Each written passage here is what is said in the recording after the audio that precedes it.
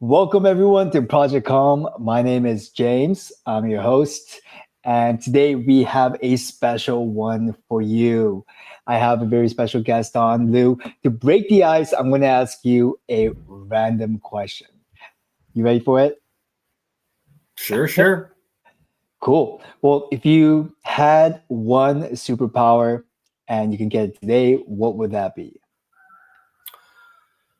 Oh gosh, that's always been a good question for me. I think it would either have to be flight or invisibility. I've always kind of been torn between those two. Flight because, well, hey, that would just be so cool. Yeah. Just open wings and just go somewhere, or like in dreams, just put my arms out and just start floating. But Yeah. invisibility, I think, was when I was a little kid. That was kind of the one that I always thought would be really cool, to just sort of be able to walk amongst the world unseen. Walk amongst the world unseen. But right now, Lou, you're surrounded by the forest. So do you think there might be like mud caught up in your shoes when you walk around? Oh yeah, for sure. I have to do more laundry living here than I've ever had to do in my life before. Well, Lou, the audience is probably thinking, why does he live in the forest, or what the heck are they talking about? Can you give the audience a brief background on your amazing story that you've told me? Sure, sure. Um, so and I don't even know if I shared the whole circle with you really, Mhm. but I was born in Madison, Wisconsin, and was raised in the Midwest for about the first 12 years of my life. Um, and just to sort of put this out there, one of my earliest memories is going to the dairy with my mom and watching the cows get milked. And they would sort of, it was a big industrial dairy, and they had this window where the cows would walk by and Mhm. they'd get milked by the machines. And of course, one of my favorite parts was the chocolate milk um, back then, because like always got chocolate milk when we went there. Um, and that was kind of a regular thing. Um, and anyway, I just, that was something that was kind of just part of my childhood. Um, Mhm. when I was about 12 years old, my mom and I moved out to Santa Monica, California. And I went through adolescence in full culture shock mode, basically being, kind of ripped away from, my friends, my previous home, all of that. Um, and really just sort of got thrown out into the world, so to speak, because I'm Gen X. So, growing up, a lot of times it was I'd come home and my mom would be working, and I'd Yeah. have a key to the house and I'd come in and do my thing. And it was real cool because we lived out on the beach in Santa Monica. We had a rent controlled apartment. And so I'd spent a lot of time just out on the beach with my friends, out on the, all of the equipment out there, um, all of that. And as a result, also of being Gen X, I was really very independent at a very young age.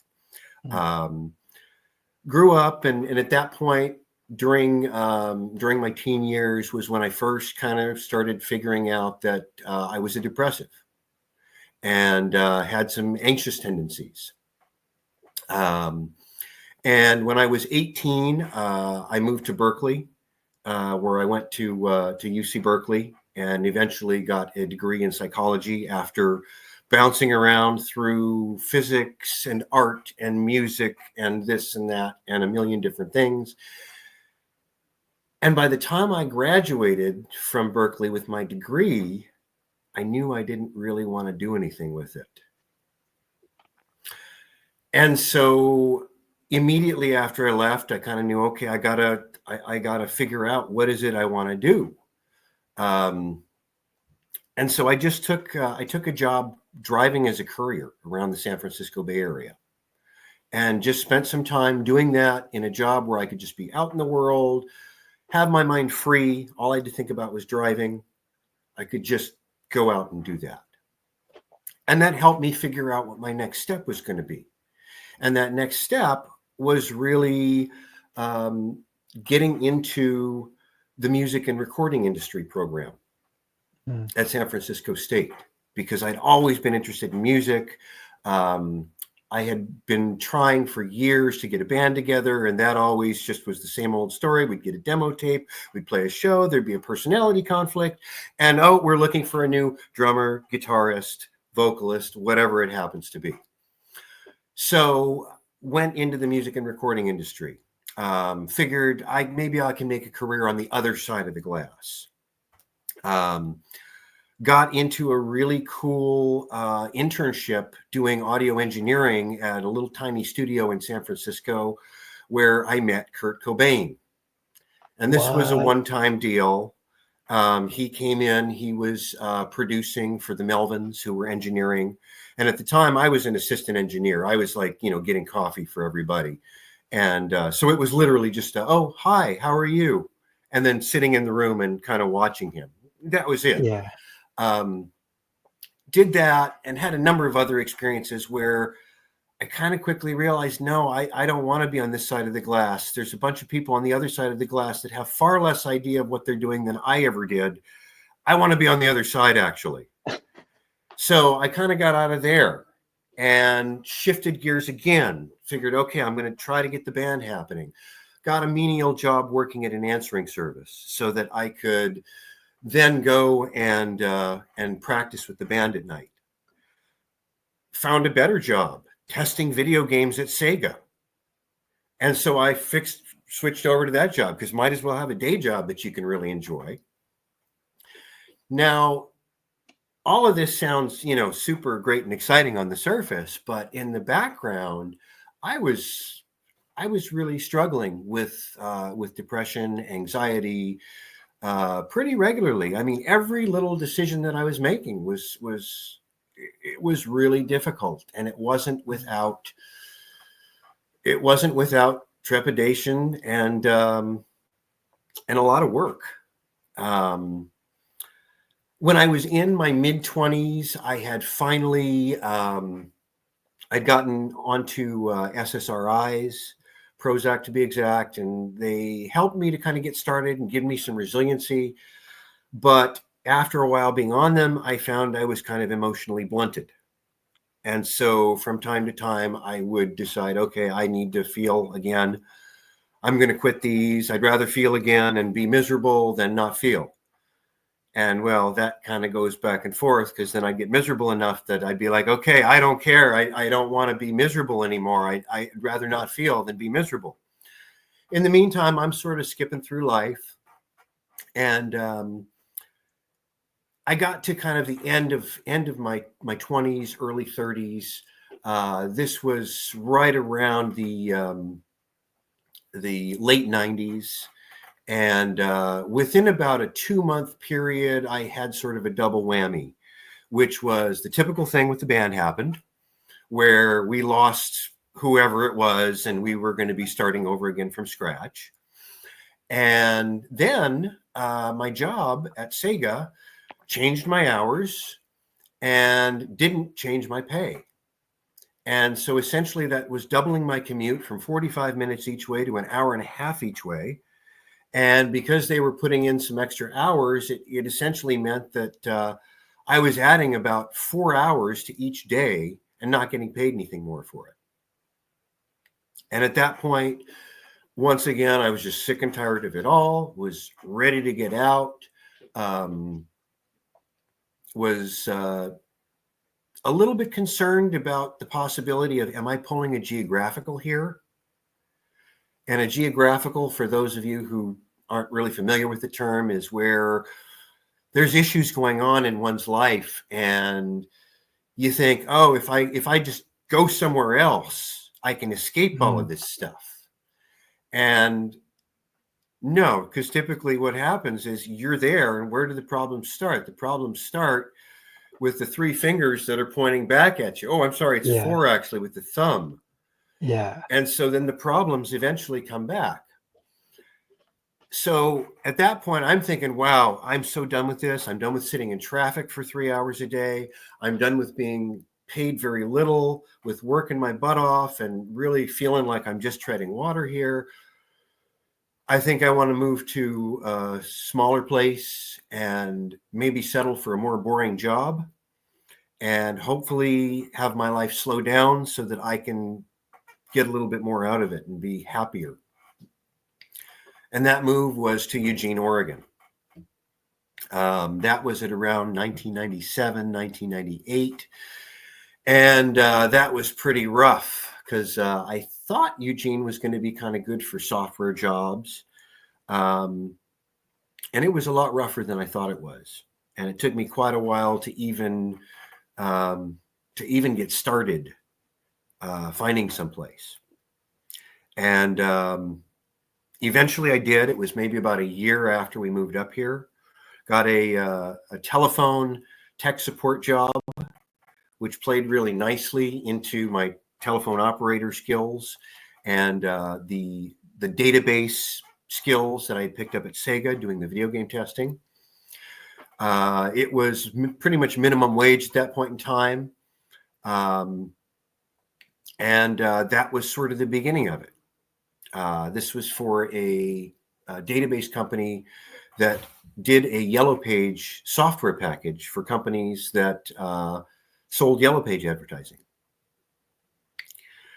So that was sort of my next path. And I started working my way up. That company started growing. I started going out on sales calls, doing presentations. I started doing training for the company. I'd get flown out to a new client that I had just visited to sell to, visit them for a week, train them on the software on site, being put up in a hotel on a corporate Amex card, quickly figuring out that the corporate people weren't really paying much attention to that Amex card. And I could kind of do a lot of whatever I wanted without really being caught. And of course, because I was making the sales, they didn't really care. Yeah. And that was kind of cool and kind of disturbing at the same time. And honestly, that was sort of that's kind of been my experience for my whole life, is that I would think I wanted to be in a certain place. And, everything that it had been described to me to be and everything that I thought that it possibly was turned out to not quite be that way. Like, for example, I went to Berkeley and that was the only place I wanted to go. That's where the best and brightest go. What I discovered when I went there was some of the dumbest people in the world are in college. They may be very smart from a book standpoint, but from a real life standpoint, they're absolutely not. And one of the big experiences that I had at Berkeley was that the first summer after classes, my freshman year, I decided to not go home. And I actually never went back home again. My mom actually moved up to Berkeley. Oh, I was like, where'd you go? Okay. Yeah. And so I actually stayed there and I worked that summer working in a student job as a janitor in the dorms. Where basically these summer students would come in and we were cleaning up the rooms for them. And this was really my first experience working in a blue collar setting with regular people. Most of these folks, other than the students, this was their job. This is what they did. And I found these people to be some of the most grounded, down to earth, easiest to hang out with and be around, the most real people that I had ever met. And so I'm kind of going, wow. And so, by the time I got out of Berkeley, I'm sort of like, gee, how did I finish my senior thesis? Well, I manufactured the data. Did anyone ever look at that? No, they didn't look at that and they didn't care. And it got to the point where, I graduated Berkeley and they told me I had to come pick up my diploma after I walked. And I kind of thought to myself, wow, how much money did my family spend on this education? And how many years did I put into this? And you guys can't pay for a postage stamp to send my diploma? What the heck, guys? I still don't have my diploma to this day. And honestly, it wouldn't Never. matter, because in all of my years of looking for jobs, in everywhere that I've ever been, no one's ever asked me for that. It's on my resume. It's valid. If they'd asked me, because if they called up Berkeley for some reason, well, they'd actually find that there was no record of someone with my current last name who ever graduated from there, because I graduated with a different last name. That's another story that's completely unrelated to this. But again, I was just about to ask you. Yeah, no checking whatsoever. Mhm. And typically, that's kind of been what I found, is that if you've got the degree, people just sort of accept that. So jumping back forward again, I'm in this job, and I get some people working underneath me, and I'm able to kind of coast a little bit, because now I'm sort of in a managerial position. And really, I've always had other interests. I've never really wanted to work a day job. Heck, I wanted to be a rock and roll star growing up. I wanted to live fast, die young, do that whole thing. And moving up to Eugene and having that change in lifestyle to a slower pace. Maybe I'll be a big fish in a small pond. And that ended up manifesting in a number of different ways, because while I was working this job, I ended up getting involved in a bunch of other stuff. I ended up going and hanging out with a bunch of tattoo artists at a tattoo studio where I got a lot of work done. And one day, a couple of them asked me, "Hey, would you want to be a co-signer on a lease for a new shop we want to open?" Anyway, long story short, that led to me owning a tattoo shop for about 5 years, which was quite the experience. I was going and working counter down there while I was working the day job, blah, blah, blah. That had all kinds of drama in it. It had all kinds of, crazy, crazy stuff. Again, that's just another chapter. From that chapter, I went on, I mascotted for a women's roller derby team here in Eugene. And then that moved on to actually helping form the men's roller derby league here in Eugene. And all this time, the day job is going on, and it's getting slower and slower and slower, because Yellow Pages was supposed to be done years ago. And clients are just dropping off, and things are changing, and my bosses are getting fired, and I'm getting left behind because I'm kind of the core of the whole thing. I've been working from home for years. So it's not really, I'm just sort of along for the ride. My thought is, well, I'm going to ride this thing out. I might as well. It's not going to go any, it's not going to do much without me. Maybe I can ride it into retirement. Who knows? I'm going to just try to have faith. So anyway, so getting to the end of roller derby, that was a big change. That was during that period of time. I'd met my second wife. She was working as a gastro nurse at the local hospital. She had 2 kids. They were 13 and 11 when we had met. I had been married once before, had no kids from the previous marriage. She moved in with me, and basically started noticing that when I got home from roller derby, I was typically pretty angry. And that was the case. Yes. And because I was the president of the league, and everybody was real comfortable with that. And I had said to people, okay, we need some other folks to step up here. Nobody wanted to step up. So I was in a position where I was kind of doing everything. Everybody was looking to me to do everything. And that was making me kind of bitter. And one night I came home, and I don't remember if this was before or after the rib injuries and the sternum buster that I took from a real good buddy of mine. One of my real good friends, we were in scrimmage one day and just going hard. He probably had 50 pounds and 6 inches on me. I'm not a big guy. Tried to go around him on the outside while I was jamming. He laid a sternum buster into me, which is where you basically lean your shoulder down and boom, right back into the sternum. Ouch. and basically cracked me. Sent me flat on my butt. I got up, I finished the jam, and then I immediately went and sat down and went, ah. I had that. I had a couple of long-lasting rib injuries, bruised, same kind of thing. Basically, you just hurt, and there isn't much you can do about it for 6 to 8 weeks, maybe longer. Mm-hmm. And guess what? Breathing hurts. Everything hurts. And so one night I come home from roller derby practice, and my wife says to me, "You did this because it made you happy, and you're not happy anymore when you come home. You're angry all the time." I kind of went, oh, yeah, I guess I am. Mm. And so I made arrangements to get out. I set a deadline. I said, I'm going to be out. Whether you guys can get it together or not, that's up to you. I'll be around to consult, but that's about it. But I got to get out. And in the meantime, we had been focusing on our house in suburban Eugene.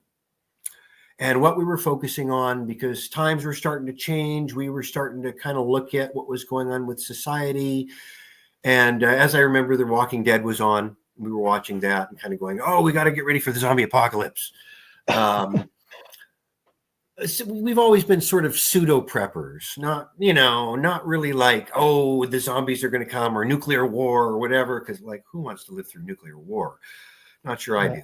But just in terms of, okay, what's going on with food? What's going on with sustenance?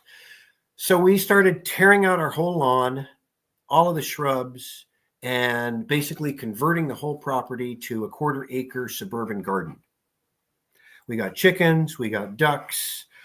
We started growing our own vegetables and produce, fruits. We had 34 fruit trees growing espaliered on that property. Just basically started focusing on that real hard. Life kept continuing. The kids grew up, got out on their own. They started having their own problems being young adults. And of course, those became our problems being their parents. There were a couple of rounds of them coming back home, both of them. And then, us having to kind of kick them out for one reason or another again. I started hitting a real rough spot. And that was probably right around 7 years ago, and right around when I turned 50. I kind of thought of it as this is really sort of my real midlife crisis. Because at that point, I kind of found that, my day job, which I'd been working for, like 20 years now, was definitely, I don't know if it's going to get me to retirement here. And there's all the stuff with the kids, and I'm just exhausted from that. And I got an inguinal hernia. And for those who don't know, that's a groin hernia that I wasn't aware of for about 1.5 years. And so as a result, my body started compensating for it. And by the time I discovered I had it, I was just racked with pain regularly on an everyday basis. And so, gosh, no wonder I was pretty freaking miserable. Once I found out, I got it taken care of and started getting on the mend. But then I'm getting on the mend. And coming from having played roller derby, having great endurance, real good strength, balance, etc., all of a sudden, I'm a 140-pound weakling. And it's just a struggle. And day by day, the job is less and less. In the meantime, though, the other side of this, the farm piece, is that we had been going out and learning about raw milk. My wife had learned to milk cows. We had learned together to make cheese. We'd gotten involved with several raw milk farms, and we were now drinking raw milk. And I had learned to make cheese with raw milk. We had long had the dream of having our own cow and doing it ourselves. And my wife just sort of kept doing this, kept milking, and this was sort of a spare time kind of thing. This was always just kind of in the background. flash forward to when things started getting really crazy around COVID. She's working at the hospital. Things are just getting crazy, crazy, crazy there.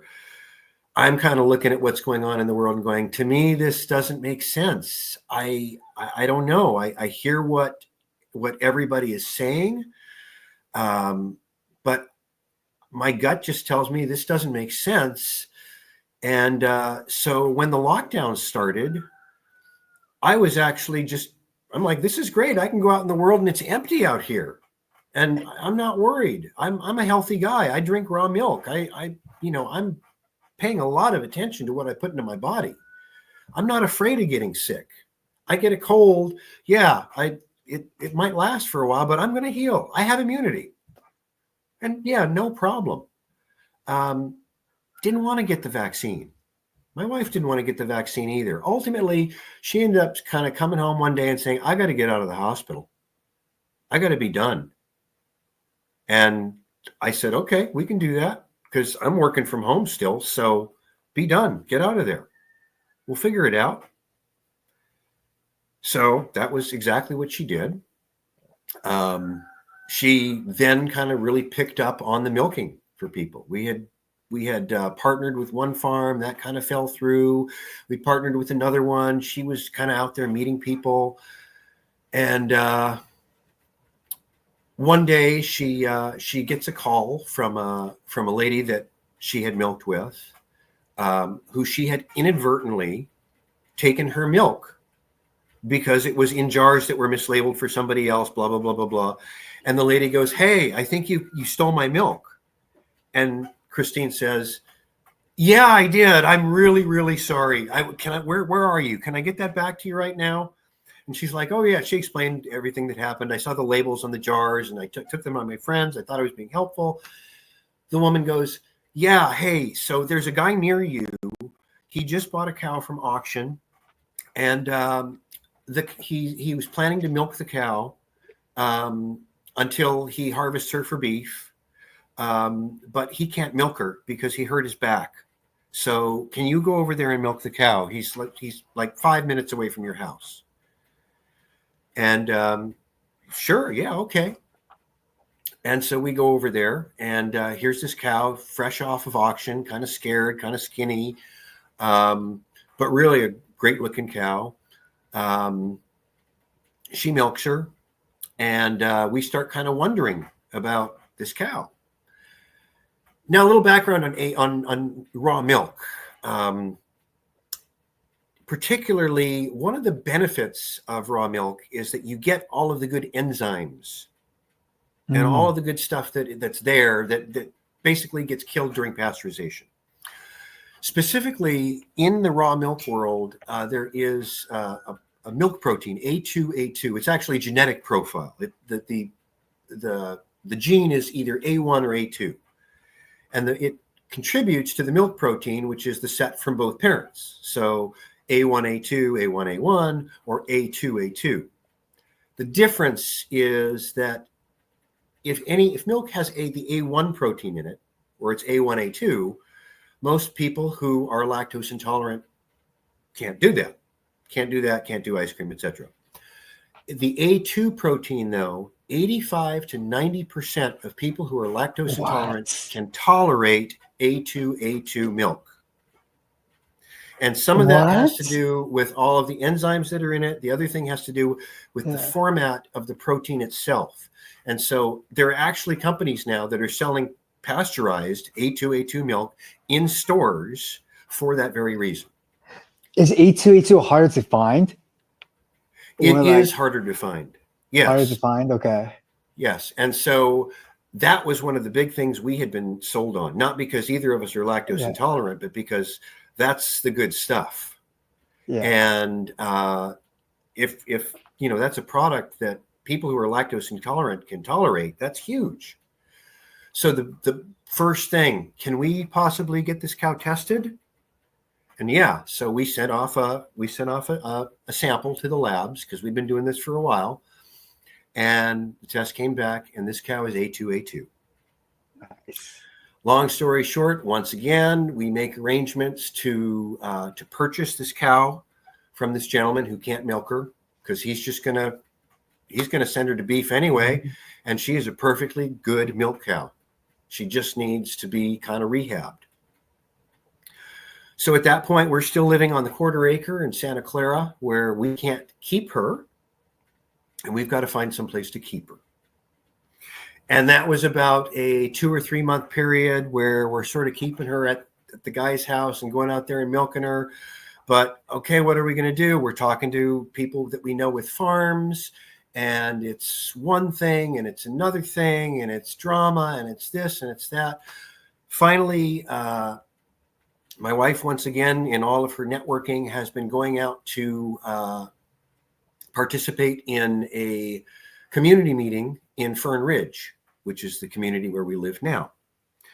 And she had met this family that had been homesteading for about 15 years and basically had talked to them. They had dairy cows, and we made an arrangement with them that they would keep our dairy cow Grace at their place.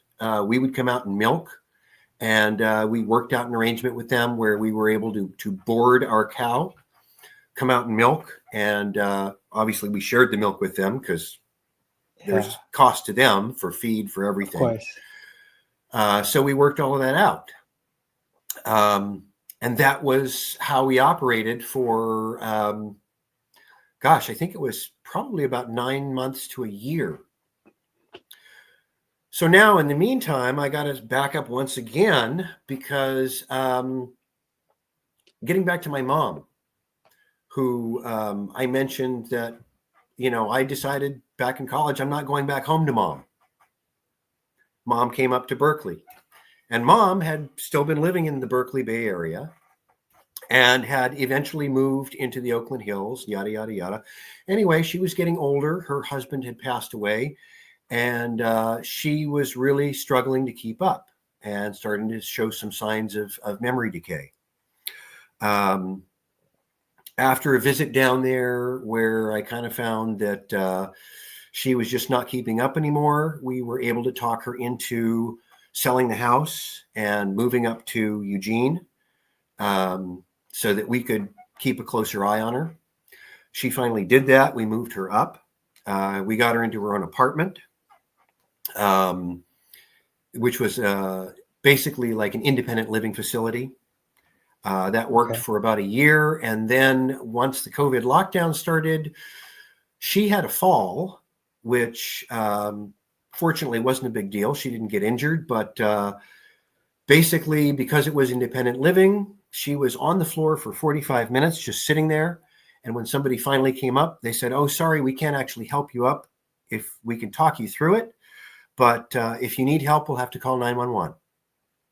Wait, what's the reasoning behind that? Because it's the type of facility that it is. It was independent living, so not assisted living. Well, basically it's levels of care. So if you're looking at care for a senior parent, there are different levels of care, and those different levels of care essentially come with different costs and different oh my goodness, different liabilities. And so like the very extreme end is would be a memory care facility where you're paying thousands of dollars a month, $5,000 to $7,000, $10,000 a month, and she's got a place to live, and they're feeding her 3 meals a day, and there are nurses coming in 3 times a day, and they're giving her memory programs and blah blah blah, and it's a real hands-off approach. The other end of the spectrum is independent living, which is like seniors who want some help with their meals. They want some independence, though. They want to have their own apartment. They don't need any regular care. They might need someone to come up and bring them something once in a while, but that's about it. So then the next level down from that is assisted living. And they're it kind of just keeps going down that line. So it's just terminology that like insurance does to classify and to group up like the amount of care and, like you said, liabilities, right? Exactly right. And so that's why in independent living, and I think this is the case in assisted living too, there are certain things like the caregivers cannot actually touch the patient. I'm not sure if that's entirely the case, but it literally it's a liability thing. So they're just different levels of what they can do. So at that point, we're kind of going, okay, they're going into lockdown. She's not getting meals. There's no social benefit there. She started falling quite a bit. And we just kind of went, okay, no, we're done. We're going to move you in with us. We've got an extra room. The kids aren't with us. We got to do this. This is because I'm not gonna send my mom to a senior care facility. That is just my wife was an RN. She knows what she's doing. She can be a caretaker. She can handle everything that my mom might need. Mm-hmm. So my mom's there, and she's been living with us, and she's getting gradually just sort of, going downhill, just little bits. She just turned 83, and we are living in a ranch home in Santa Clara on a 1/4 acre. And ranch homes are long and narrow, ramblers. And so we all the bedrooms are down on one end of the home. And our bedroom and my mom's bedroom are right across the hall from each other. So it's really tight. It's really close. We don't feel like we've got much privacy at all. And we have kind of outgrown the house. In the meantime, here we are. We're living with my mom. I now have power of attorney. I'm handling her finances because her memory issues have gotten too bad. And we kind of decide, okay, we need to start looking for a farm. And so at first it was the whole, is this even possible? How are we gonna how can we manage this? And we went and talked to somebody, and essentially decided that instead of taking my mom's estate, the majority of it, and putting that into long-term care for her at $7,000 to $10,000 a month, we were going to take a big chunk of that money and use it as a down payment on the farm, and have a place for all of us to live more comfortably, for her to get the care that she needs, and for hopefully all of us to have a better life. That was during the real estate freeze that we started looking. Mm. And so when we started looking, there were basically 2 properties on the market in the area that we wanted to live in. One of them looked real good, and the house was a complete teardown, and they were asking way too much money for it. And then this place came up, and it was out of our price range to start out with. And we came out and looked at it, and it was great. And wow, there might not be enough pasture land. And oh gosh, I'm not really sure. And it's out of the price range. But over time, we just kind of kept looking. And then out of nowhere, we get a letter in the mail. And the letter is from one of my mom's financial services companies. And I'm kind of thinking to myself, gosh, I thought we consolidated all of this. I didn't think there were any other accounts here. And so the letter basically said that my dad, who had passed away in 1976 when I was 8 years old, had basically invested in, I don't remember if it was a 401k or an IRA. In 1968, the year after I was born, he had put $5,000 into an IRA. And there was currently an inheritance, and they were verifying that my mom, his spouse, was still alive because that was her money. And that was actually the amount of money that we needed to make the purchase of the farm happen. Wow. Yeah. And so that was kind of a big one, because for me, that was sort of like, wow, Dad, thank you, man. Like, I know that you would have wanted me to look out for my mom the way that I've been doing. And like this really makes it possible. And gosh, so we bought the farm.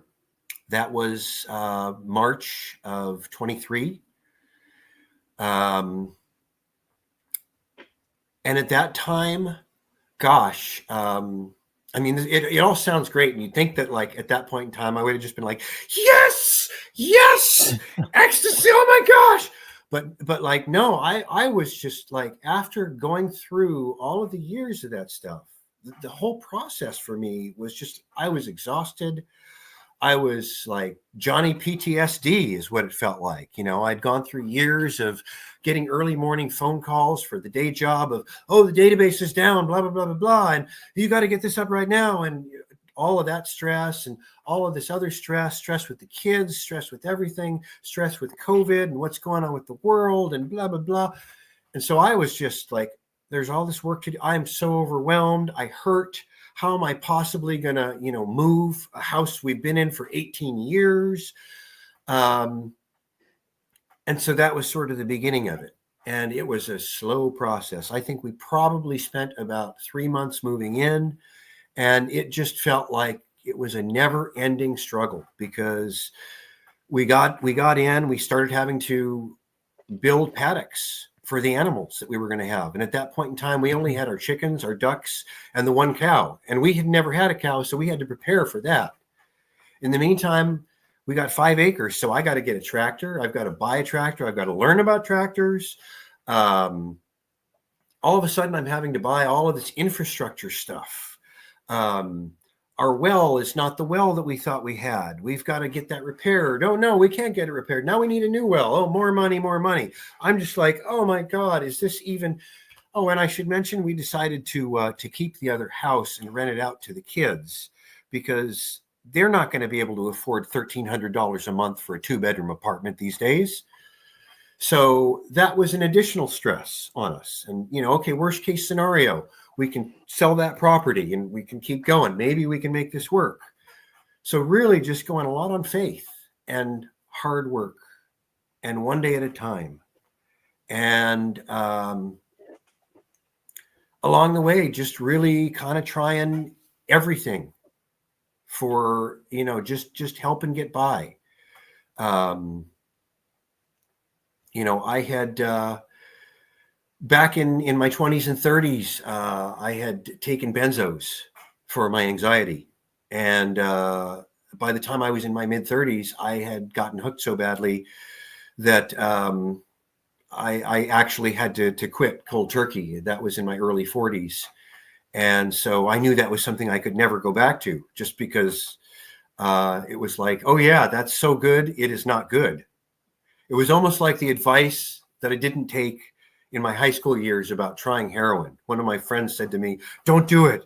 It's too good. And I was like, ooh, okay, yeah, that seems like good advice. I wish I'd taken that advice about benzos because they left me a super calm, super chill zombie who I could handle just about any situation, man.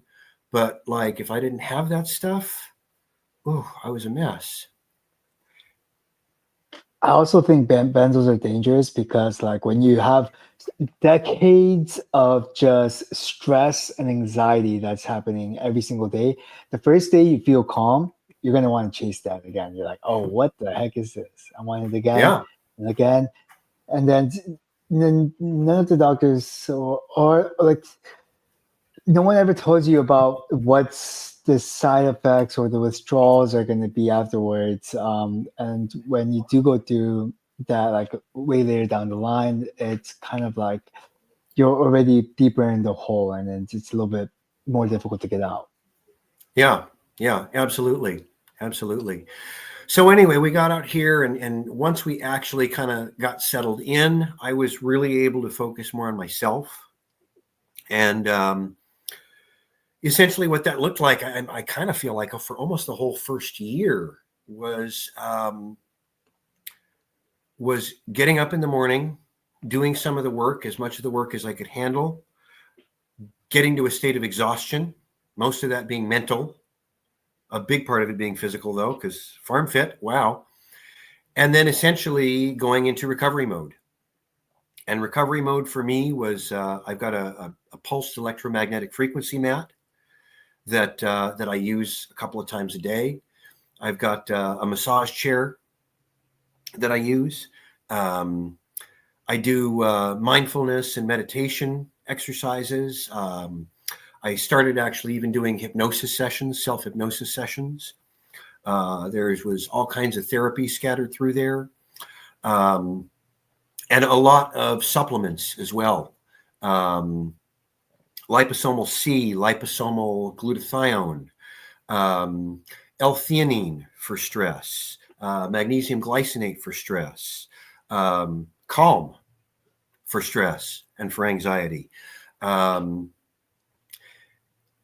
And it really, the process has just been, it's been super slow. It just felt like such a struggle for so long, but it's just been gradual. And as it's gone on, I've just found some things about life out here that have really been very different. I'd wake up and I'd have this stress because it was Monday. Oh my gosh, it's Monday. I got to be stressed on Monday, right? And I'd look at my email, and I don't have any work emails today because we've got like 4 clients now in the day job. And I'd look outside at the forest in the backyard and the animals and step out there, and it's like an ambient sound level of maybe 20 decibels. It's so quiet out here. It's lovely. And I would suddenly realize there's no threat here. There's no threat here at all. And that was such a contrast to what was going on inside my head. It just really it made me question reality in a whole different way. And that was something that I'd already kind of started doing years back, just with all of my experiences of like, oh, well, what's the reality of this place that I've gone to and discovered it wasn't what I thought it was? What about this reality? Gosh, that wasn't what I thought it was either.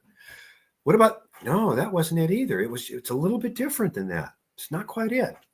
And then, of course, we got into COVID, and then, reality kind of went out the window. But fortunately, I already had the knowledge that reality is a very personal thing. It can be a very subjective thing. And a lot of times there's little proof or disproof of it. But what I was able to figure out once we got out here was that the city was a lot more harmful to me than I realized. The ambient noise level was much higher. Just the sound of cars in the background, the energies of all of the people in the neighborhood, the closeness of all of the people in the neighborhood, and the cars and the power lines and everybody's Wi-Fi. And I mean, I can just go on and I can list all kinds of things. And whether, those are going to be the same for everybody or not, there's just a lot of different types of pollution, as well as just what you're exposed to in the city. If you're spending your time in the city driving around, it wasn't until I came back from a trip to the Redwood once that I realized that part of what that really did for me was it broke me free of the squares of the city. Everything in the city is mostly square, straight lines, very linear. And that's kind of what our reality has been set up to be as well. But out in the forest, there aren't very many straight lines. What's organic is more the curves and the twists. And so that kind of led me to kind of consider, wow, I thought I really had it living in, I had a house in the suburbs. And looking back on that, I'm like, no, it was a glorified apartment, actually. Because I look now, I go back there to visit the kids, and I look out at the neighborhood, and I look at like 8 houses, the first 8 houses, and I go, gosh, this area is about as big as my west pasture. Oh, And gee, it's just huge. And back in March, all of a sudden, like, we woke up one day and realized we've been here for 2 years. And I think it was actually after we got through, because since we got the cows started, we've really, it's just been slow, but we've built up. We have we have a calf now who is 7 months old. She is going to be the next milk cow. We're probably going to breed her in about another 6 months or so. So come maybe about somewhere in 2026, we should hopefully have 4 cows. And 2 milk cows as opposed to just 1. We started raising pigs and raising meat rabbits, and we went through our first pork harvests. And essentially, we finally reached a point where we don't need to purchase meat, dairy products, cheese, yogurt, sour cream, beef, pork, chicken. We don't need any of that stuff from the grocery store anymore. We hardly need anything from the grocery store anymore. And what do you need? Is it just like salt? Yeah, it's very little salt. Specialty items. Sure, there's pineapple. We're not going to grow Maybe pineapple not. here. We're not going to grow coconut. But there is very little that we need. And so as a result, getting by on lower income from the day job is much less of a deal. Mm-hmm. And additionally, we've now come to through a family that we partner with out here. We've got some deals going with some of the folks in town. There are a couple of companies there that we regularly go and we pick up their food spoils for our animals. So we don't just feed our animals just grain out of a bag or something like that, because it's important to us that we feed them just about as well as we feed ourselves, because we're gonna eat them eventually. Yeah. So our cow gets a rainbow salad every day with her mash. She gets and basically by rainbow, if we can get every color of the rainbow into there: apples, bananas, oranges, some green, some purple, some berries, you name it, she gets it. The pigs get tortillas and salsa from a Mexican food distributor. So we're really finding ways to kind of be removed from the better part of society, and really focus a lot more on what's in front of us and what is real. Because the big frustration is really, for me, was especially when the world kind of started getting crazy, was what's real and what's not. And there's so much in the world, in our personal lives, with how we've been brought up, stuff that we've been taught by our parents, that they were taught by their parents, that we're taught in schools, that we learn from our friends because we don't have parents there to teach us, that we learn from TV, from the media, from whatever. Just all of these different ideas out there. And so many of them are around these man-made constructs. The government, the FDA, public schools, you name it. These things that humans have made up, that if you asked an animal, oh, what is that thing, right? The animal would be like, I don't even know what that is. That's totally you guys. That's a construct. And so those things, with those things, a lot of the realities, because we make them up, and a lot of them are based on what we want them to be, there is never ever going to be a real answer about what's real, because we're making them. But if we realize that we're making them, then we kind of realize, okay, do I actually have control over this thing that's giving me grief? And that's a big part of this for me. It was a big part of what I decided, how I wanted to pursue my own reality, was, what is it to me? First of all, if something was stressing me out, if I was anxious about something, if I was nervous about something, the old Marvin Gaye song, change what you can. And if you can't, leave it alone, and have the sense to know the difference between the two. Don't waste your time trying to change stuff that you have no power to enact change over. You gotta work in your own life. You gotta work in your own world. And so that being said, I kind of got to this point where I was just like, out there, I don't believe in it. I can't believe in it because I'm not going to get the answers that are going to satisfy my brain enough. So I'm just going to kind of put those in a suspended state. They're going to do what they're going to do. They're out there. I'm right here. What's in front of me?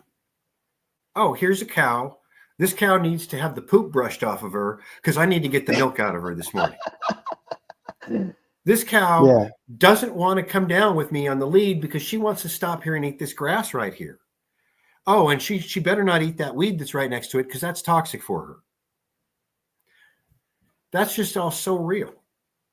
Yeah. There's no question. I cannot deny that.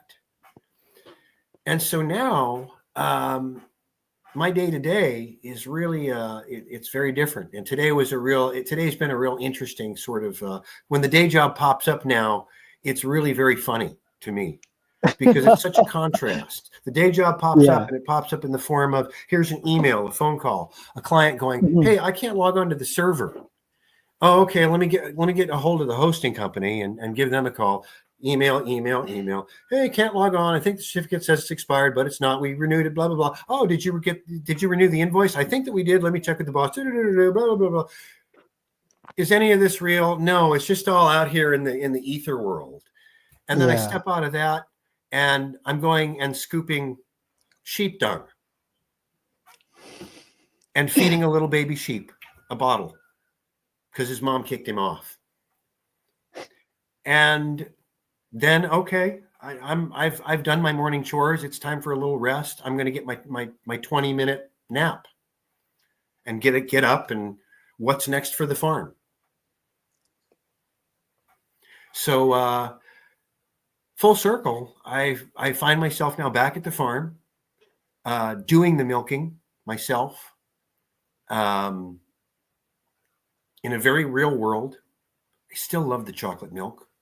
And I'll tell you what, I think I have I know this is debatable, but the people who have tried my chocolate milk these days, they say, and I believe this personally, it's the best chocolate milk in the world. It's raw milk, raw organic cacao powder, a scoop of brown sugar, and then allspice, cardamom, and cayenne pepper. Well, no chocolate? No, like raw organic cacao. Oh, okay. Cacao, I missed that part. Yeah, in its purest form. In its purest form. Unadulterated. Nice. Yeah. Are you able to ship some of those? Can I buy one off you?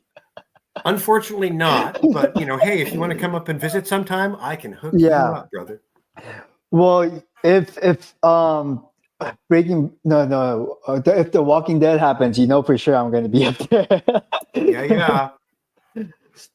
It's crazy about the contract because you're completely right. Even a single, I mean, we see this every day today, like a single ideology or a single belief. Two different people can see it in different lights, and it can mean one thing for one person and a completely different thing for another person because everyone comes with their own background and with their own set of knowledge, and the information you have change what is factual or not, which is why even science and facts change as more information comes.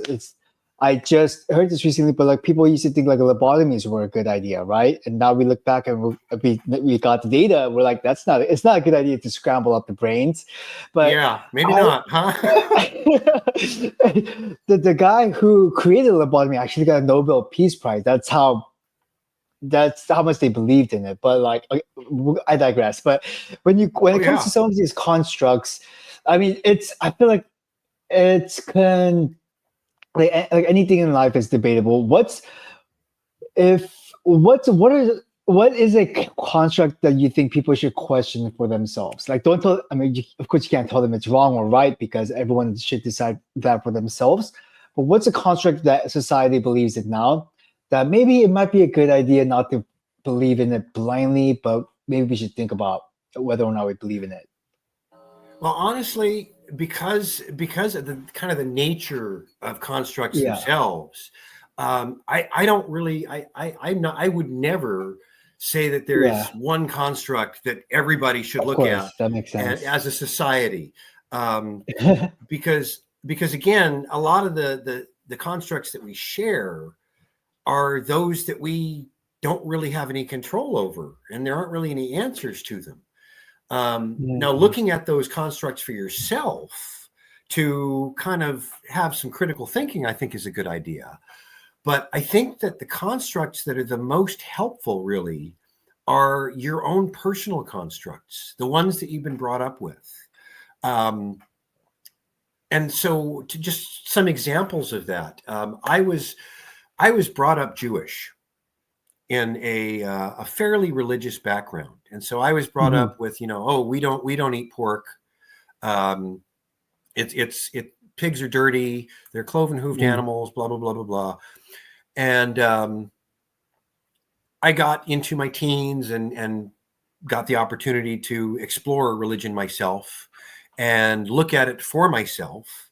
Made the decision. Yeah, I think there's something else out there, but I don't know what it is. I spiritual, not religious. That's me. okay. And so anyway, kind of going off on that, I didn't even start eating pork until probably my 30s Uh-huh. because I just had this ingrained idea, this construct that no, I don't eat pork and I don't like pork. And it's no, I just don't do that. And I don't even remember because I mean, I honestly, I would have pepperoni on pizzas, but it was one of those things I just didn't really think about. Yeah. And so then I started thinking about it, and I don't remember I think it was. I tried some bacon, really liked it. It was sort of like, that's not bad. Bacon led to Yeah. pork chops. Pork chops, led to more pork chops. Um, that started actually with me making a little, rule for myself that, hey, pork chops are kosher if you eat them with fruit. But that was a tool that I used to break down my construct That's because it was my own construct. yeah, And so I've that's gone from cool. that. Yeah. So now, hey, I'm a pig farmer, and yeah, we eat pigs. Um, and so there's that. There's stuff for me growing up. I've got the opportunity living with my mom now. And she's Yeah. 84, and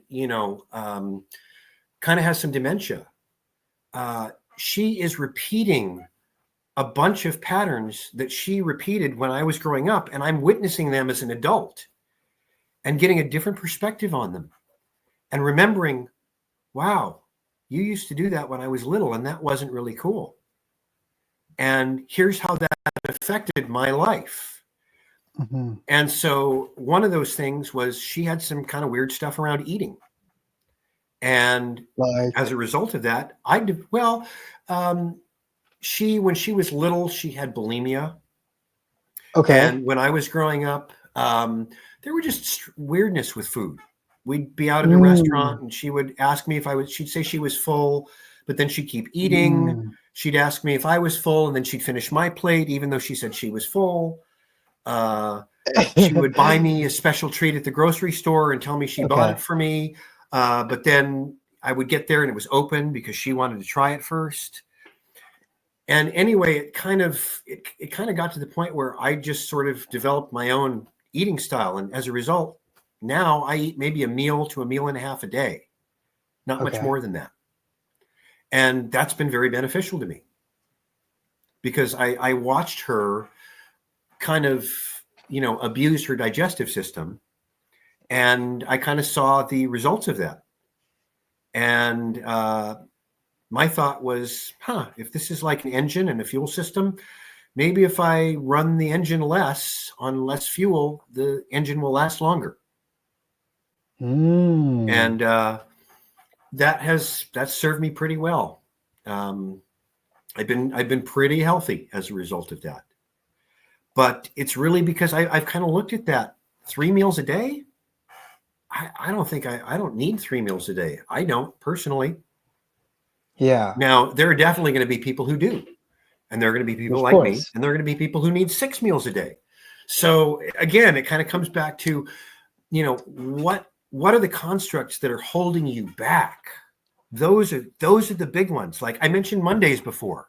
Like, for me, Mondays, it's the beginning of the work week. Well, guess what? On a Yeah, farm, every day is kind of the same. Yeah, there's still the yeah. mental piece of it's Saturday, I can relax. And no, guess what? I maybe relaxing is going to be I'll be moving some poop on the tractor in the compost piles and not, That's moving bags of feed. that's me. I haven't felt the relief of a weekend in years. It's and Yeah, all the days just blend in together when you're just working every day, doing the same thing every day. It's weird. And I'm sorry to interject, but then your construct there, I love it because it's like, for example, like what is finding what works best for you. Each person is different. There's 8 billion of us, and it's like, for example, yes. society might tell us what success is. You get a 4 year degree, you get a Mm, desk job, become a middle manager. Whereas for someone else, success could be just finding a partner and having children, and maybe for other people it would be a combination of both. But rather than just blindly listening to what other people or what dramas and TV shows are telling you what success is why not? You should find what makes you happy, right? And I feel like absolutely. that's the same thing with mental health. Like people go like, "Oh, you need to do the cold shower. You need to do the cold shower and the meditation and the 4 hour morning routine with the 10 minute walk while hopping on one foot, things like that." It's like, yes, individually, like all of those are good tools to help with mental health, but it doesn't mean that it's the right tool for you. And the only way to tell is just to give things a try, pick bits and pieces of what works. Like, oh, this one works a little bit good. Let me pair this up with that. And then you start creating your own toolbox for improving your mental health and you kind of grow that toolbox. And you mentioned some really cool toolboxes. You said you have like a electromagnetic mat and did I hear that right? So Yeah, a can you share your pulse toolbox with electromagnetic. us? Yeah, Yeah. that's a PEMF, Okay. electromagnetic fields. And essentially, it is kind of the concept behind it is that we are exposed to a whole bunch of magnetic fields just from Okay. everyday life, from living in the city, from all of the magnets that are out there, um, radio waves, TV waves. There's a whole lot of different frequencies out there that have effect on our bodies. And Yeah. this is just basically a mat that generates frequencies, electromagnetic frequencies, in certain waveforms that have been proven to be beneficial for the body, particularly Okay. for circulation. And so there are Mm. some really kind of cool videos out there of showing this technology improving circulation. You kind of see a before and after, and here's a close up of this particular artery or vein before the application of the Oh, technology, and the blood is kind of slowly moving through, not really. And then you get the yeah. application of the PEMF, and circulation is obviously improved. Blood flow is very improved through there. And Yeah. again, this is one of those things. Um, a lot of these technologies are sort of woo-woo technologies, but what I've learned about woo-woo is some people can feel the woo-woo and other people just can't. And some people And can feel some kind of mm. woo-woo and not other kinds of woo-woo. And so And again, who it's gets to like, does it decide? work for you? And who gets to decide what woo is? It's like, is it science? Right. Science is never definite too. Like science is constantly changing every year. What was true last year, no longer true this year, which is not going to be true next Agreed. year. We're learning new things. Absolutely. So like, it's this just goes back to don't listen to what other people say. Just try things out yourself. Of course, there's like boundaries. Like don't go thinking if you flap your wings when you jump off a cliff, you can automatically fly. Like you gotta have Sure. some Yeah. common sense into things. But it's yeah, just because someone says something's right or wrong, it does, no one knows what the truth is, right? Unless you try it yourself, and then what's wrong for someone else might be right for you. That's the most important thing. Absolutely. Absolutely. Because, like you said, 8 billion people, everybody is a Yeah, unique freaking snowflake. And what works for me might not work for you. And because yeah, we're so different, I might totally feel and vibe with something and it might totally work for me. And you're like, dude, yeah, Lou, sorry, bro. I'm not getting this. Not for me. And yeah. vice versa. Yeah, of course. Lou, can we take a quick breather for a restroom break, really quick, and we'll come back? Absolutely. Yeah, Okay. yeah. Okay. We are back. Going back on the tools. What right now you have Calm. You've been using Calm as one of your tools in your toolbox. How has that been going for you? That has been that has really been significant for me. Um, Yeah. Before I found Calm, I was using. I tried a different anxiety system. Um, Uh-huh. it was a lozenge based system, and it was probably the next best thing that I've had. Um, Yeah. and it kind of took the edge off just a little bit. And I don't know. I sort of wondered during the process if it wasn't a bit of placebo effect in there. That was a pretty decent step. And then I think somewhere with that, I think it was a crossover with that. I was wondering that, and then I had found Calm and got Yeah. it, and really just really dug that it was hemp based because I have been a hemp fan since I was a teenager. Okay. Um, but to find something that is completely hemp um, and that isn't just straight CBD, that's, yeah, somebody's actually thought Yeah. about this and has actually gone into some science, which really needs to be done in the hemp realm these days, Yeah. and has put together this product. I was like, I got to try it just based on that. And it was actually, I want to say it was probably the closest thing to SSRIs for me in terms of the effect. Didn't take as long for me to feel it. It was How many days? probably, for me, I want to say it was around a week as Okay. opposed Perfect. to, 2 to 3 for SSRIs. Yeah. Um, I definitely paid attention to the dosing instructions. And so Yeah. during that first week, I was doing double doses for a while, or, a scoop and a Yeah. half. Um, it was really just sort of a creeping calm. That's kind of cool. Creeping, is that with a K? Creeping calm. Um, it really just kind of crept up on me, and I just kind of found that every morning my process of waking up stressed, anxious, and then going and getting my scoop, and then settling into that, it was becoming less and less of a transition because there was less and less of a step from the anxiety to Yeah. the current spot. Um, I did actually for a little while. Actually, after I had been on it for probably a couple of months, I kind Yeah. of thought, well, hey, I use some other products sublingually and buccally, that is under the tongue or between the Yeah. cheek and Yeah. gum. And so I Uh-huh. thought, hey, let me try Calm that way too. And so I tried that, and it treated me well. I can say that I felt like maybe I was getting more of the calm up front Yeah. and less over the whole course of the day. Um, it was a fun experiment, but it was sort of like, yeah, it's not really any better than what I got going on. So I just went back to taking the normal scoop the regular way every day. Yeah. And it really has just sort of given me an overall sense of resiliency, um, which Hmm. is huge for farm life. Because wow, there are so many surprises that happen out here on a pretty regular basis.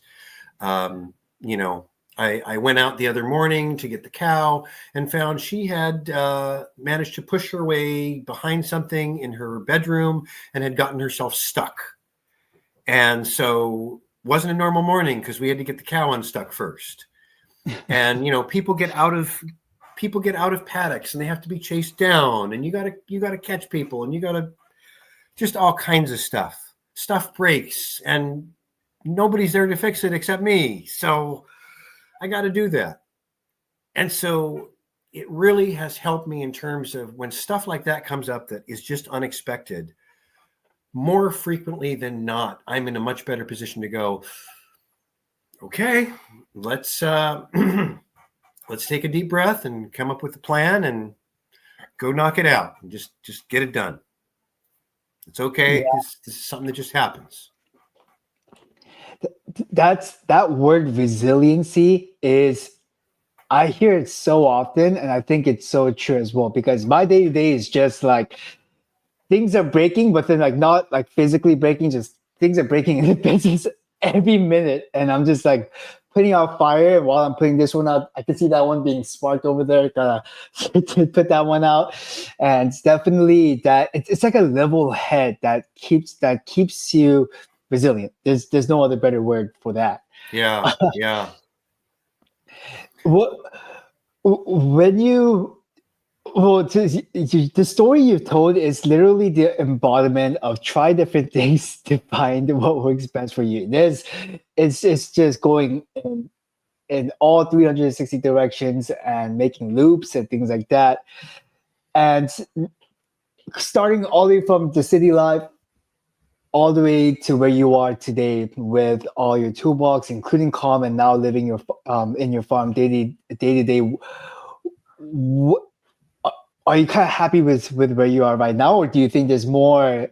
There's something that's still kind of missing? Are you still kind of in searching for like the next thing? What chapter are you in right now, Lou? Well, I think right now I definitely would say that I'm still on the path. And Okay.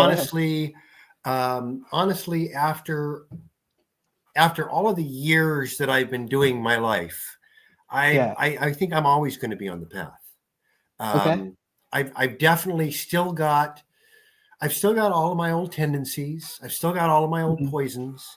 I still, on bad days, something goes down, and I get to the point where, where I've got to. My wife will call me off. She'll be like, she'll hear me out yelling at the animals or something, and we've come up with this agreement where if either of us catches the other one in a state like that with the animals, we go out there and it's like, no, honey, go in and take 5, take a rest. We don't Yeah. need this for the animals, and you need to chill out. So, there's still days that I get to the point where I'm like, Course. and I literally have to take the moment and breathe, get a hold of myself. Yeah.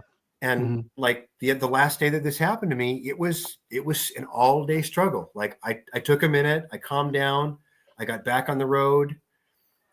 I got frustrated with something else a little later on in the day, had to take another minute and Yeah. calm down. And then by the end of the day, I just was sort of like, okay, this is just one of those. Tomorrow's a Yeah. new one. We got through it. It's all good. Tomorrow is another chance. Yeah. And so, with that,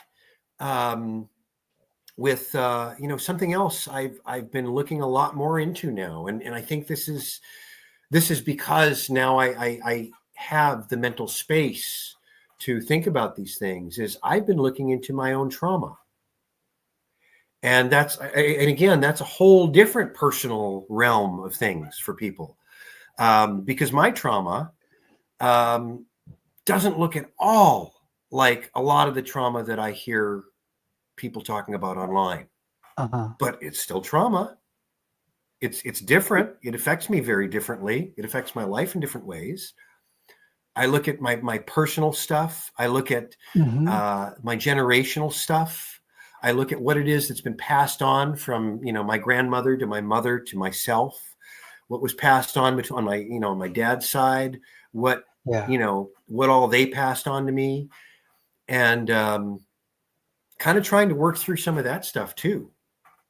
And so that really is almost like the next stage in a way, because it's almost like the meta stage.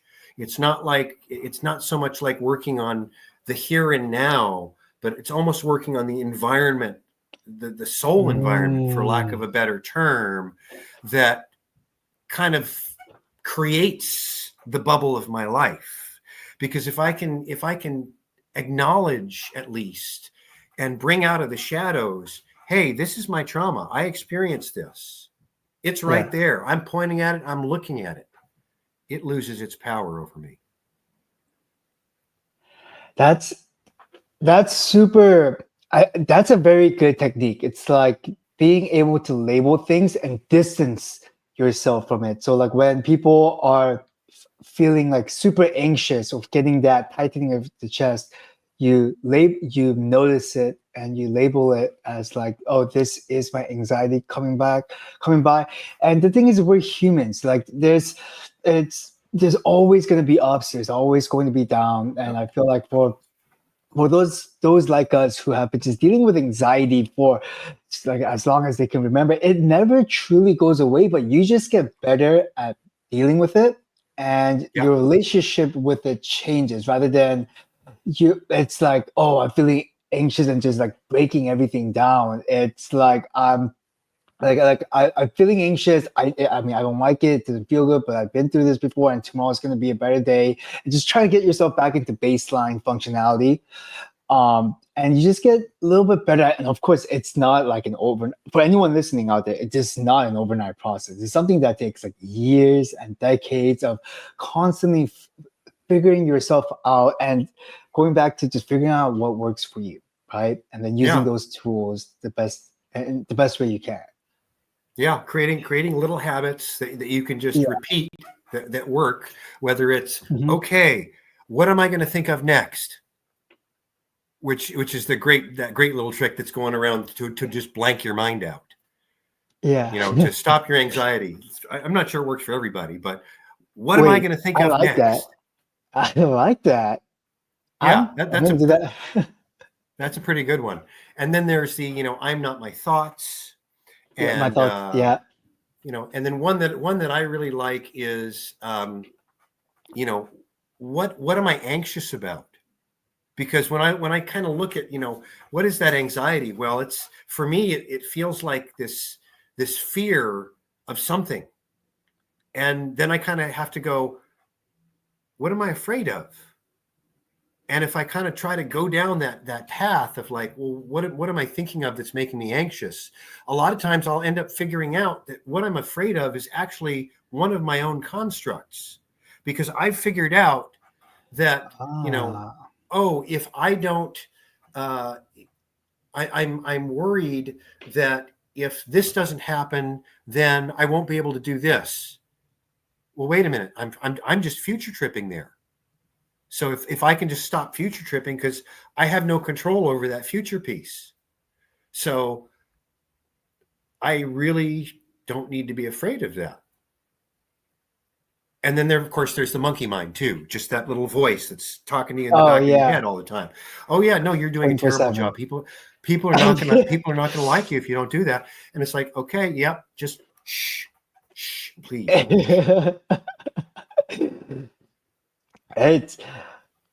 I thought I was the only one that has. No, just kidding. After I started Calm, I realized there's many other people that has that monkey mind. It's just constantly. It's just you talking to trash talking yourself for no apparent reason. Mostly, yeah, and commentary on what's going on. That, like, some folks have even said that's not even you, actually. Yeah. So it's like when you watch shows, Little Devils on your shoulder. Right, exactly. Yeah.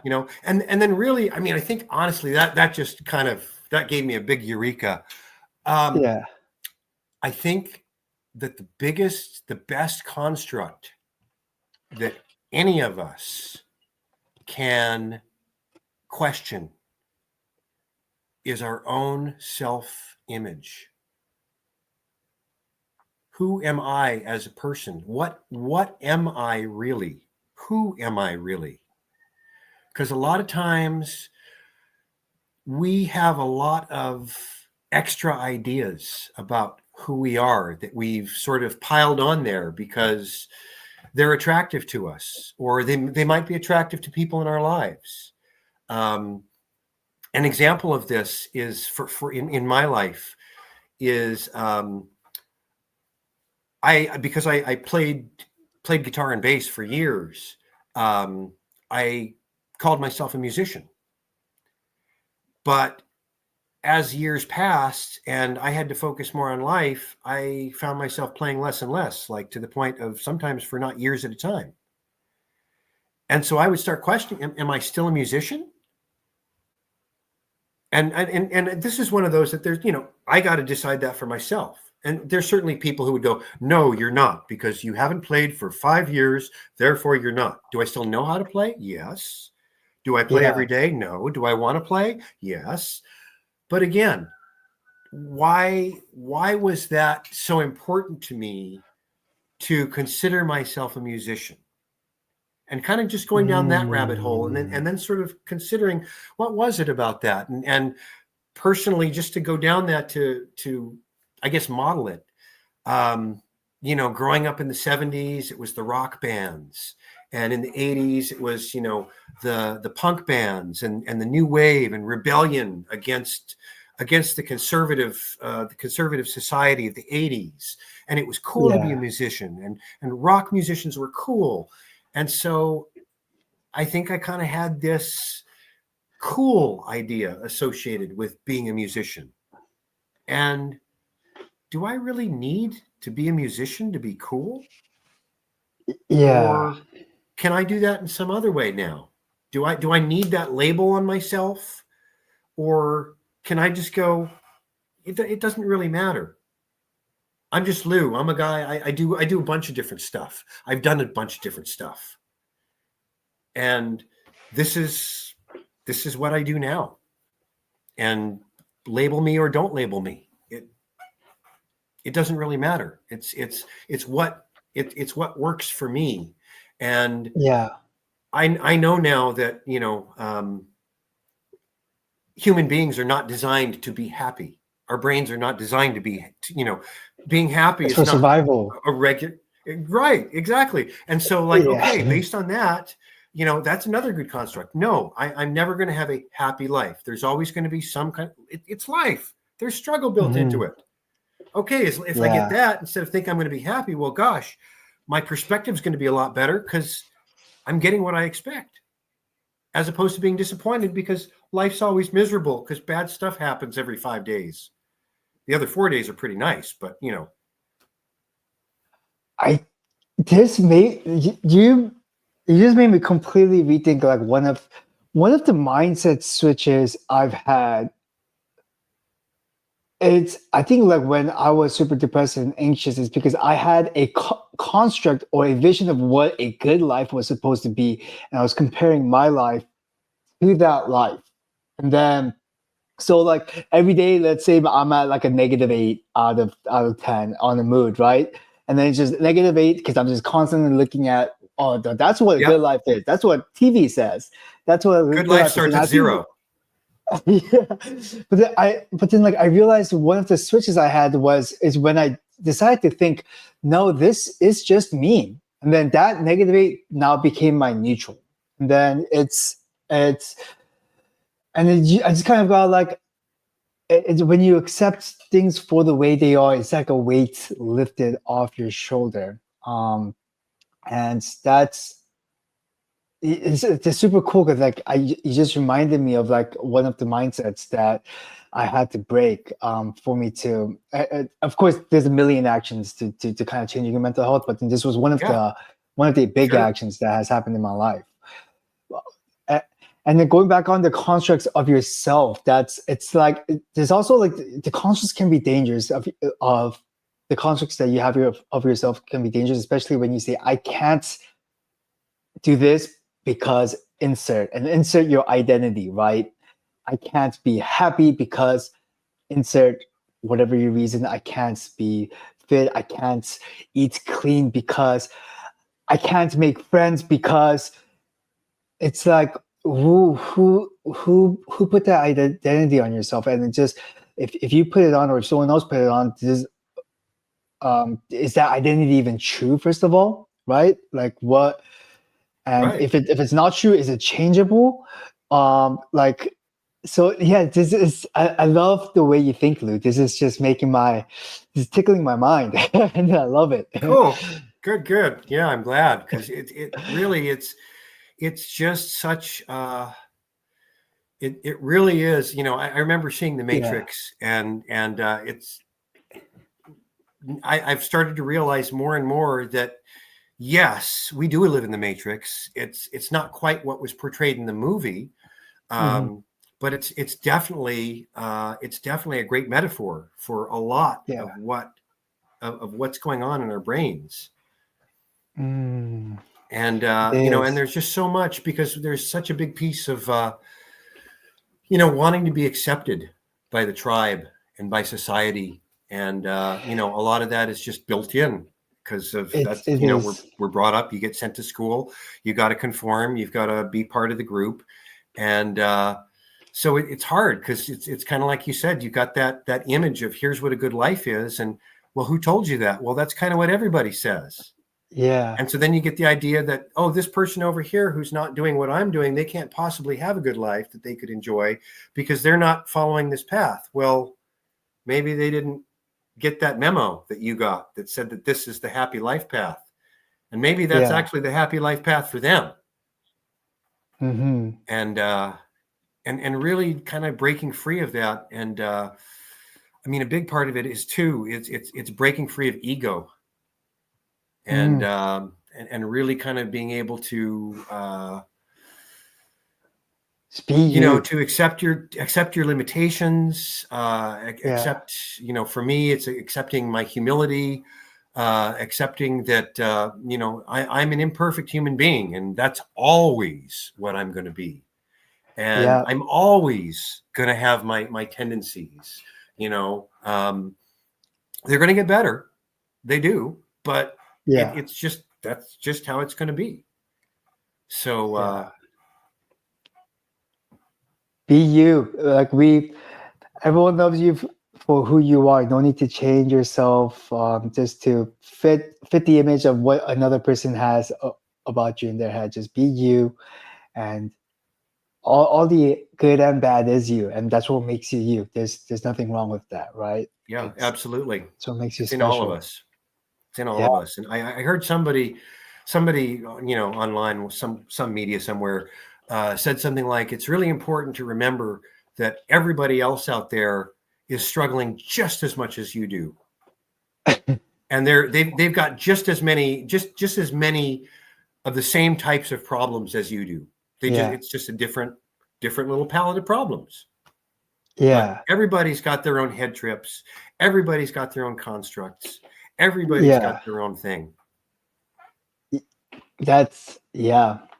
That's one of the tools I do right now. When I feel like I think I'm having it rough, I go like I think of all the other people in the world that's probably having it worse than me. Like I can't be complaining. Like I have a roof over my head, I have some Yeah, food in the fridge, and then yeah, this that makes you kind of appreciate the smaller things. Like and and then yeah, and you just kind of it's like life is about finding these small wins. It's these small wins that stack up and keep you going. It's not like going from going from like depressed to happy in like one big step or anything like that. It's just a bunch of small wins throughout the way that just gets you closer and closer to your goal.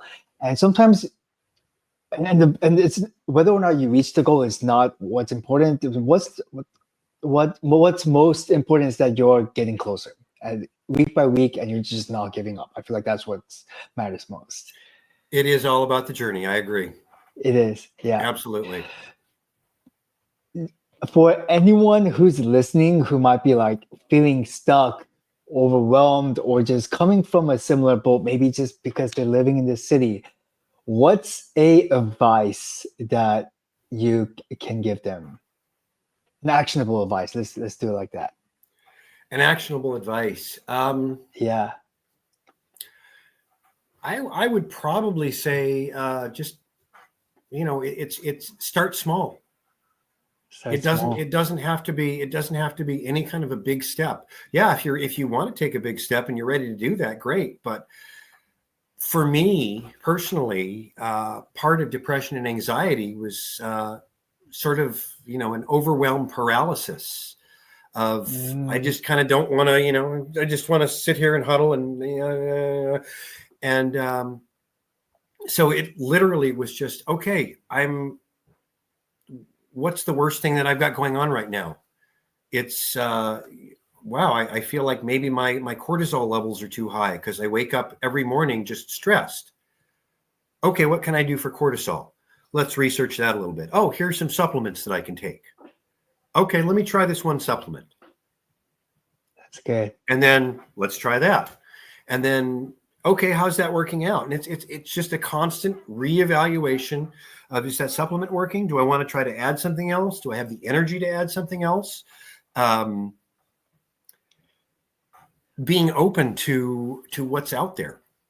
There's a lot of products out there that are trying to help all of the different woes, because of course advertising these days is, you've got a problem, we've got a product that can help you. And it's just like, no, it doesn't work for everybody like that. Yeah. And sometimes it's going to be a product. Sometimes it's going to be, my mind is just crazy. I need to learn to calm my mind. Oh, well, have you thought of meditation? Yeah, no, I can't do meditation. Well, what about working out? Oh, yeah, I guess I could work out. Sure. And so it's just finding that one little thing that works for you, that kind of gives you the step forward. For me, I needed to work out big time. I was recovering, I think I had my surgery in 22. I still, to this day, have leftover pain in my hip because of all the time. And it's been a process of working that out every day. But I have Farm Fit to work out. I don't need to go to a gym because I'm working with 1,000-pound cows and 300-pound pigs, lifting chickens, and 50 and 100-pound bales of hay and equipment and shoveling stuff. And so I want to say it was like a year ago, when we were just getting into this, my wife looks at me and goes, it'd be okay with me if you wanted to work on your chest a little bit. And I'm kind of going, wow, I'm not sure that's possible, honey, because I tried that a lot, like when I was in my 20s, and it just never really got anywhere, working out, pumping iron. And gosh, I think it was maybe like 3 or 4 months ago, she looks at me and she's like, "Ooh, look at you," and I'm like, "Huh?" And she's like, "You're getting some shape," and I'm like, "I am," and she's like, "Yeah," and I go and I look in the mirror and I'm like, "How'd that happen? Man, okay, cool." And like, I didn't even really think about it, but just going through the day to day and just lifting all the stuff, being exhausted by it, being overwhelmed by it, but doing it, pushing through. And honestly, I think that's where the roller derby training really, really did it for me. Because that was all about, oh, you're exhausted? Get up and skate. Get up and skate and block and hit. It doesn't matter. You throw up afterwards, that's fine. It's about endurance. It's about pushing yourself. And so same thing, one day I woke up and gosh, I got farm body all of a sudden. And I'm looking at that and going, cool, go me. Neat. Yeah. And so that obviously was like hey, I'm getting it back here. But again, that's one little piece of the whole thing. And there are some days that I get up and I look at myself and I'm like, oh, that's great, but there's so much to do today. Yeah.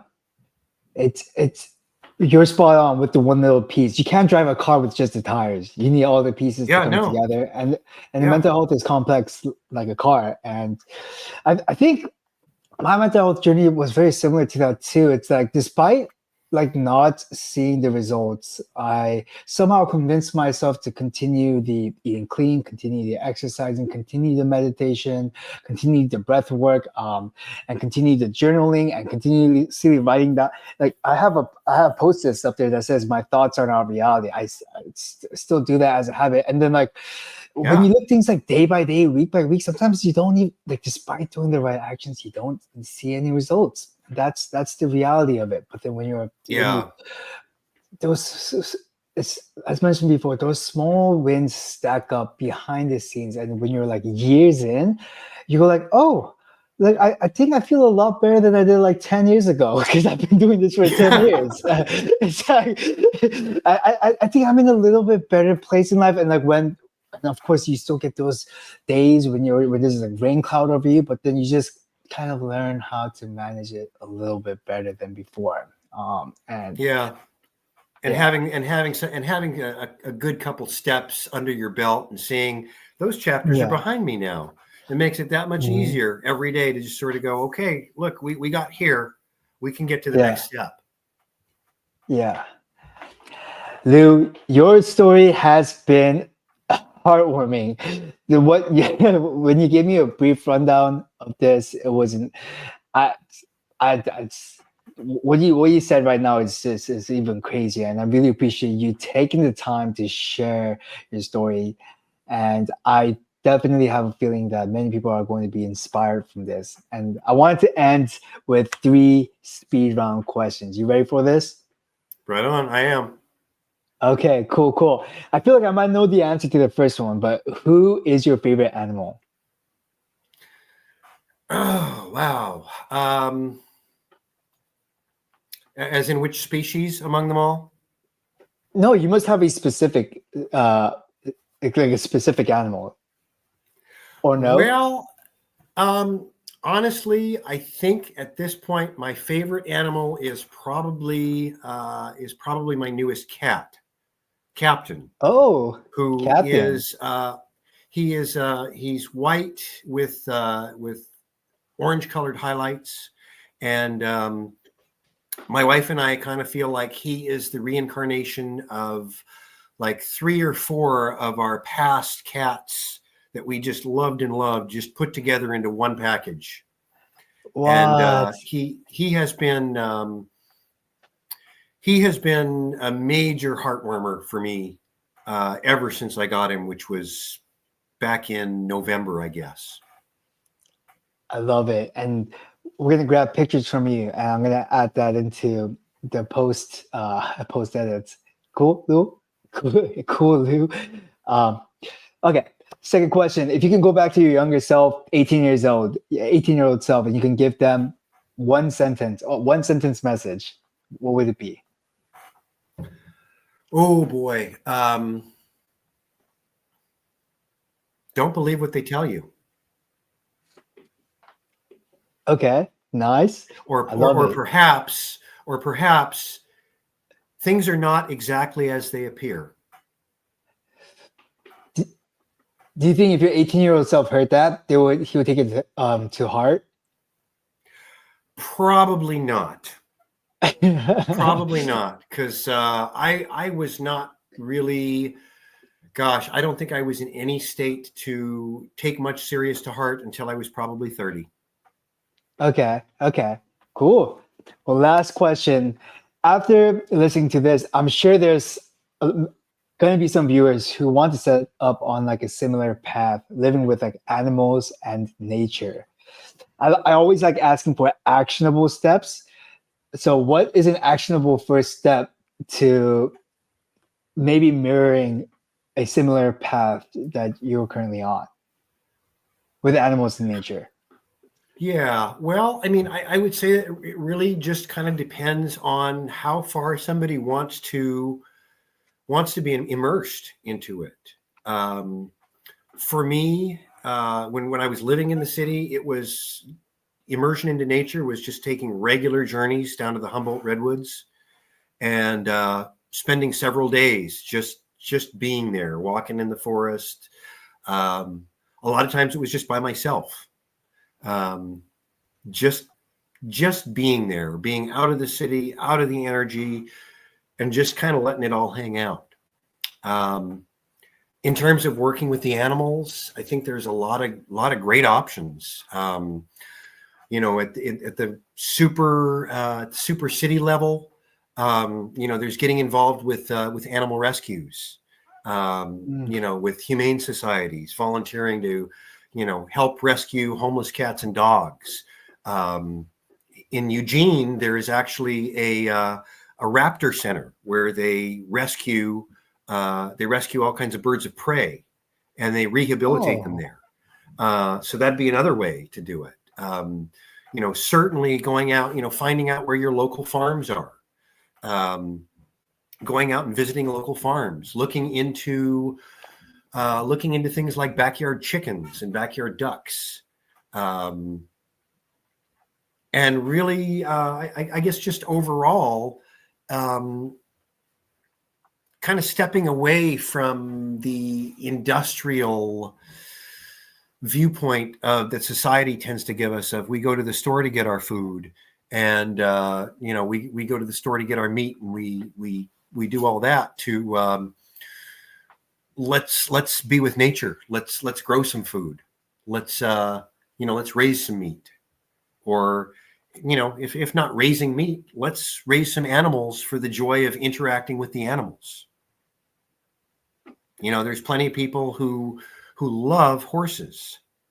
And as a cow person, I'm kind of like, horses are cool, but I don't get it myself. I don't really know what you can do with them other than ride them. And I know people love riding them and love horses and love them.